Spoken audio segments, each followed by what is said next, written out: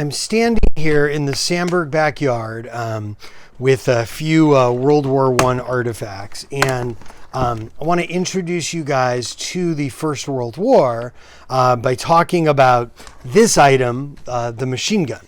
But thing to understand about World War I, and it does tend to get overshadowed by World War II, especially in America, but it was really this catastrophic break with everything that had come before. So in the 1800s, Europe had been the dominant power. They had had the Industrial Revolution, everything, they had taken over most of the world. And so everything looked optimistic. Medical advances, so science looked like it could solve anything. But then when World War I happened, those industrial powers clashed and the results were catastrophic, and it really showed this dark side of progress. So let's talk about this item. This is a machine gun, and it really is a machine. And it was not responsible for most of the casualties of the war. That was actually artillery, but this was just this symbol and what the soldiers understood. So it really is a machine. You load it with boxes of this ammunition, had a crew of about 3 to 4 depending. Real World War I ones were a couple hundred pounds. This is a Nerf machine gun that one of my students a few years ago modified for me to make it look like a machine gun. I used to simulate a World War I trench at my older school. But so it would be on a tripod, and literally you would pull the trigger and it would shoot 300 rounds a minute of this. This is a 50 caliber bullet. And one of these hitting you is going to kill you. And of course, because it's on a tripod, as you shot it, you would hit it and it would sweep a field. And if you have overlapping ones of these, that leads you to just this catastrophic death toll of fire. And if you had to march across this, well, we'll get into trench diagrams in a bit, you would not have a chance of surviving, or very low. So the other good symbol of the war is the metal helmet here. This is an actual World War I helmet.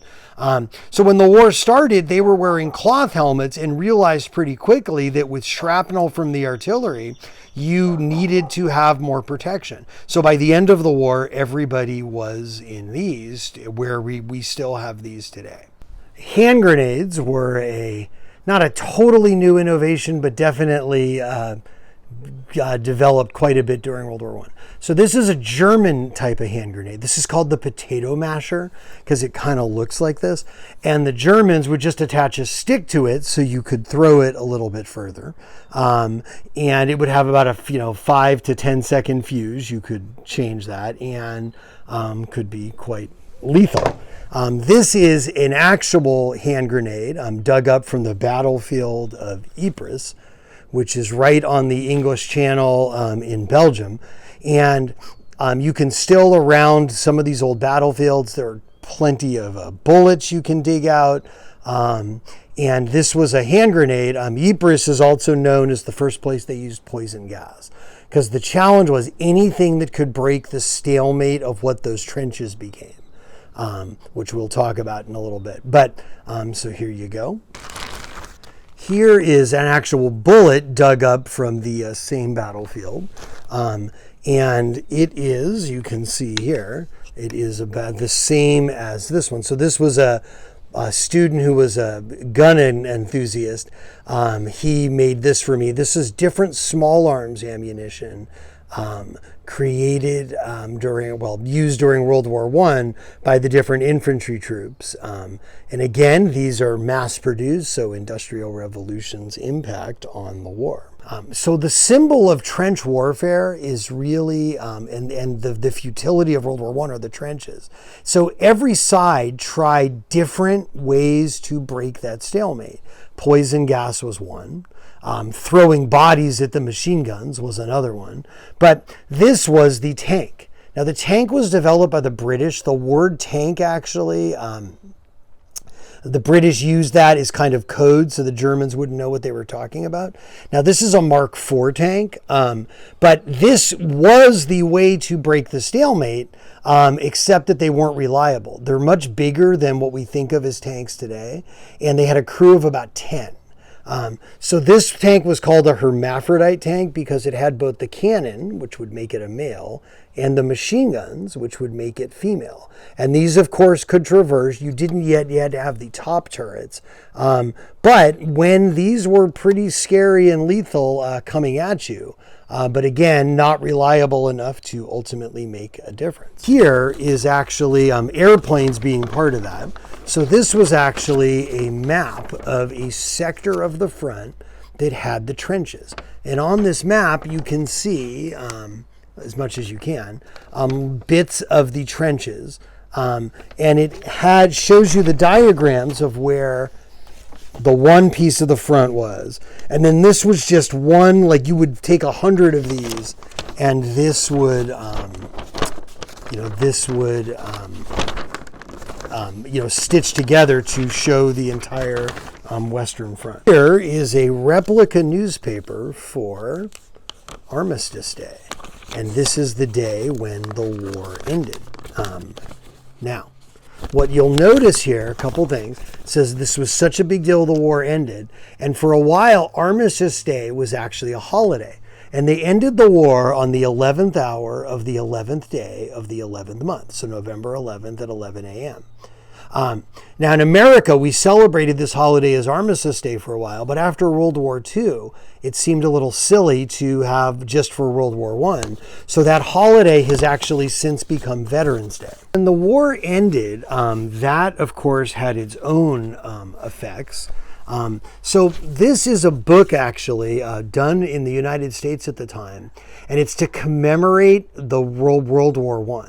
Because the U.S. sits out most of it, shows up. Our troops sort of make the difference, although you could argue that Germany was exhausted anyway. And so in this book, it's just very interesting because I've had to have it rebound. And it just shows like the scrapbook of World War I and our heroic heroes and what a great crusade this was.